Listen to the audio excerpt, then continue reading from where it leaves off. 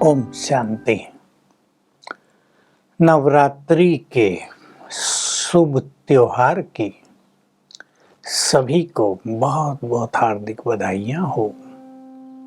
इन 9 दिनों में देवियों के भक्तों के मन में विशेष रूप से भक्ति भाव, अलौकिक भाव और बड़े शांति के वाइब्रेशंस पैदा हो जाते हैं। भारत त्योहारों का देश है। विचारणीय है कि भारत में ये सब त्योहार क्यों मनाए जाते हैं। भिन्न भिन्न ढंग के और धर्मों में और देशों में ऐसे त्योहार नहीं मनाए जाते। क्या भारत का इन त्योहारों से कुछ कर्तव्य है? देखिए, किसी भी मनुष्य का भी गायन तब होता है जब वो कुछ महान कर्तव्य करते हैं। जब वो इस संसार से चले जाते हैं तो बाद में बहुत गायन होता है। भारत एक ऐसा महान देश है जिसमें स्वयं भगवान आते हैं युग परिवर्तन के लिए, मनुष्यों को सद्गति देने के लिए, सभी को पावन बनाने के लिए, दुखों से मुक्त करने के लिए। और ये उनका कार्य कलयुग के अंत में चलता है। सभी को जानना चाहिए कि 4 युगों का चक्र निरंतर घूमता रहता है। कलयुग के अंत में स्वयं भगवान आकर कलयुग को सतयुग में बदलते हैं, कलयुग का महाविनाश करा देते हैं। अब ये कार्य वो अकेले नहीं करते, उनके कार्य करने की विधि अलग। उनके कार्य में अनेक महान आत्माएं उनकी सहयोगी बन जाती हैं।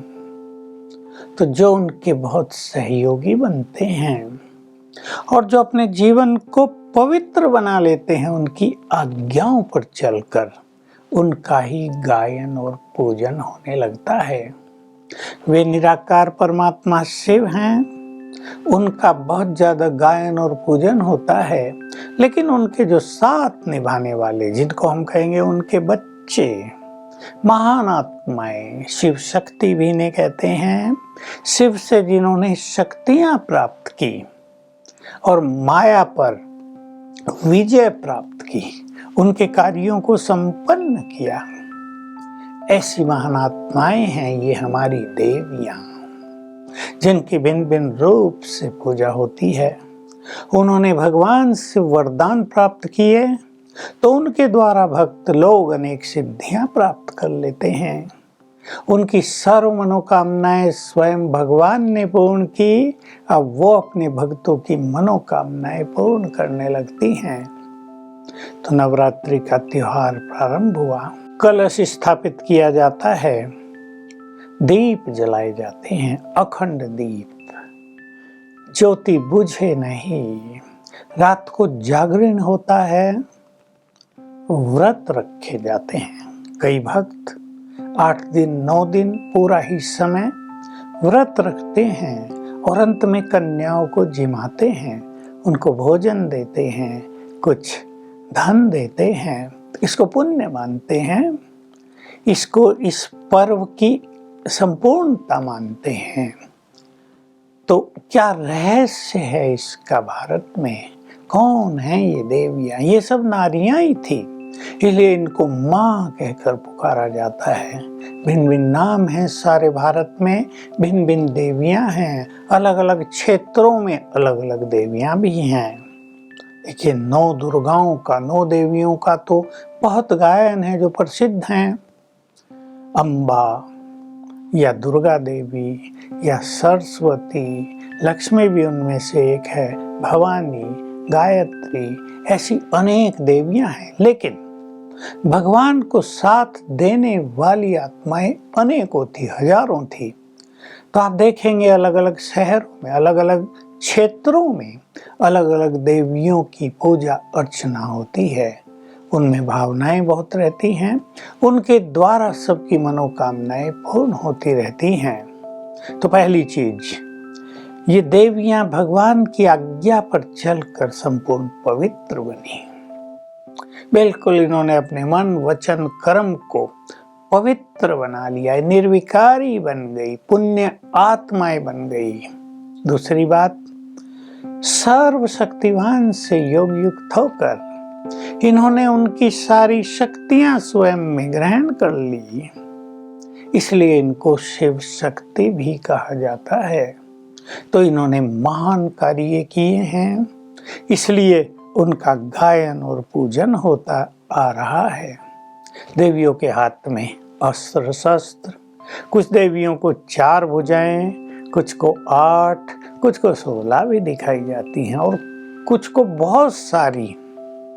इन सब के कुछ अलौकिक और आध्यात्मिक रहस्य हैं।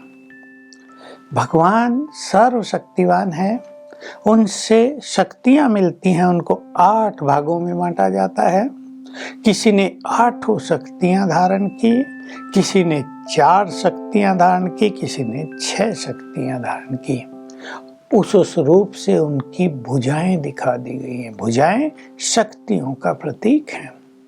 कुछ देवियों को आपने देखा होगा, महाकाली के चित्र में बहुत सारी भुजाएं दिखाई जाती हैं, कहीं कहीं 32 भी दिखाई जाती हैं, क्योंकि इन आत्माओं के, इन शिव शक्तियों के सहयोगी बहुत सारी ऐसी महान आत्माएं और बन गई थी, तो भुजाएं सहयोग की भी निशानी है। तो इनकी शक्तियां और इनके जो सहयोगी बने, उनकी यादगार में भुजाएं प्रतीक रूप से दिखाई गई हैं। बाकी हर एक को भुजा तो 2 ही होती हैं, मनुष्य या देवता सबको 2 ही भुजाएं हैं। इनके हाथों में अस्त्र शस्त्र। वास्तव में देवियां हिंसक नहीं होती, न हो सकती। जब धर्म का भी मुख्य लक्षण हिंसा माना जाता है, तो धर्म के सच्चे स्वरूप देवियां हिंसक कैसे हो सकती हैं? दिखाया तो यही है, उन्होंने असुरों का संहार किया, अनेक असुर दिखाया, उन्होंने स्वर्गलोक पे अधिकार कर लिया था, कई कहानियां हैं। तो देवियों ने प्रकट होकर उनका संहार करके देवताओं को मुक्त कराया।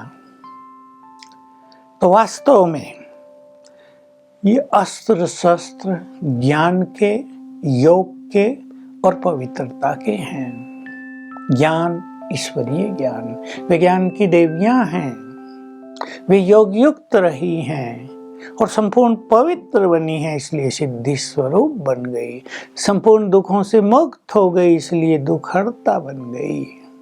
वाहन भी उनको अलग अलग दिखाते हैं। सबसे जो बड़ा स्वरूप है दुर्गा देवी का, जिसका भिन्न भिन्न रूपों से गायन पूजन है भारत में, अर्थात वो शेर की तरह निर्भीक हो गई, माया को उन्होंने नष्ट कर डाला। महाकाली का भी यही स्वरूप है, दिखाया उन्होंने असुरों को नष्ट किया।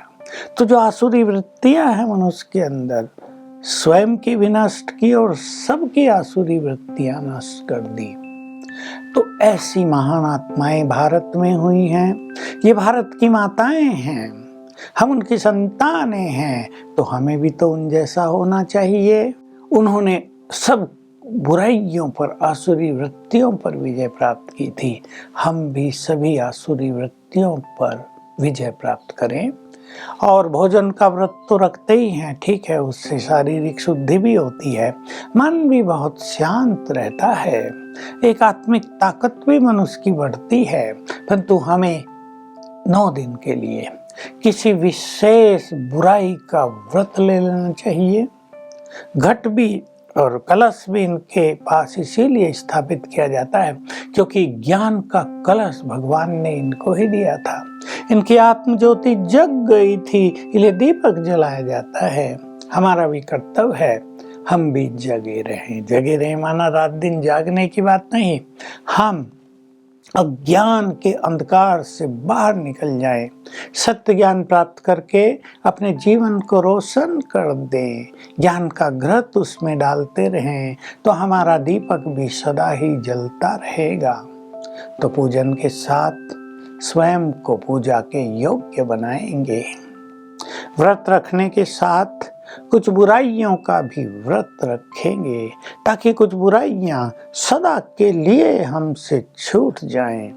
और पुण्य किए जाते हैं, कन्याओं को जिमाया जाता है। मैं आप सभी को इन शुभ दिनों में कहूँगा कि अपने अंदर ऐसा पुण्य का संस्कार भर ले जो ऑटोमेटिकली सदा पुण्य होता रहे, जैसे सबको सुख देने की भावना।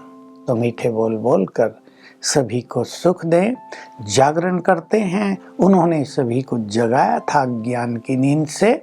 हम उनकी संतानें हैं, चाहे आप उनको अपने को उनके भक्त मानते हैं, तो उन्होंने सबको जगाया है। अब आप भी ज्ञान की नींद से जग जाओ, आत्म ज्योति जगाओ, आत्मा को पवित्र करो, तो आपका जीवन भी आपकी माताओं की, हमारी सबकी माताओं के अनुरूप हो जाएगा। और यही सच्ची भावना, सच्ची भक्ति उनके प्रति होगी कि हम उनके आचरणों को अपने जीवन में साकार करें और एक ऐसा वातावरण चारों ओर बनाएं कि किसी के अंदर भी आसुरी, हिंसक, बुरी वृत्तियां न रहे।